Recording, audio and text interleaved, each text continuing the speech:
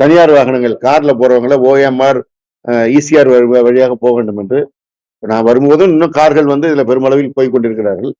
அந்த அவர்கள் சொந்த வாகனத்தில் போகிறவங்க அந்த வழியில போனா இந்த பொது போக்குவரத்துக்கு வசதியாக இருக்கும் என்பதுதான் நான் கடந்த ஆண்டும் அந்த கோரிக்கை வைத்து இந்த ஆண்டும் முதலில் கோரிக்கை வைத்திருக்கிறேன்.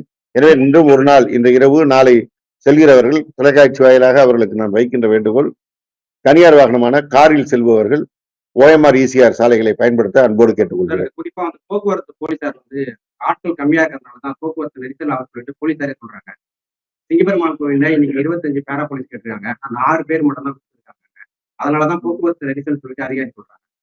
அதாவது நம்ம வந்து கிளாம்பாக்கத்தை சுற்றி இருக்கிற பேருந்து இந்த பகுதியை வந்து நம்ம கண்காணிச்சுட்டு இருக்கோம். ஒட்டுமொத்தமா காவல்துறை கண்காணித்துக் கொண்டிருக்கிறார்கள். நீங்கள் சொல்கின்ற புகாரை காவல்துறை ஆணையர் கவனத்திற்கு கொண்டு சென்று கூடுதல் காவல்துறை நியமிக்கிறதுக்கு கேட்டுக்கொள்கிறோம். இல்ல அன்ரிசர்வ் பஸ் கம்மியா இல்ல, ரிசர்வேஷன் பஸ் நிக்கிறவங்கள இந்த ஒரு டிக்கெட் 2 டிக்கெட் வர்றதுக்காக நீங்களே பாத்தீங்க, உங்களை வச்சுட்டு தான் நாங்கள் ஆய்வு மேற்கொண்டோம். அந்த அவர்களுக்காக இவர்கள் 15 நிமிடம் 20 நிமிடம் கூடுதலாக காத்திருக்கின்ற நேரத்தில் மற்ற பேருந்துகள் அந்த இடத்தில் வந்து நிற்பதற்கான நடைமேடை காலியாகாமல் இருக்கின்ற அந்த பிரச்சனை. இப்ப அதெல்லாம் பார்த்து சொல்லியிருக்கிறோம். அதிகாரிகள் மூலமாக நம்முடைய போக்குவரத்துறை ஊழியர்களுக்கு அறிவுரை வழங்க சொல்லியிருக்கிறோம்.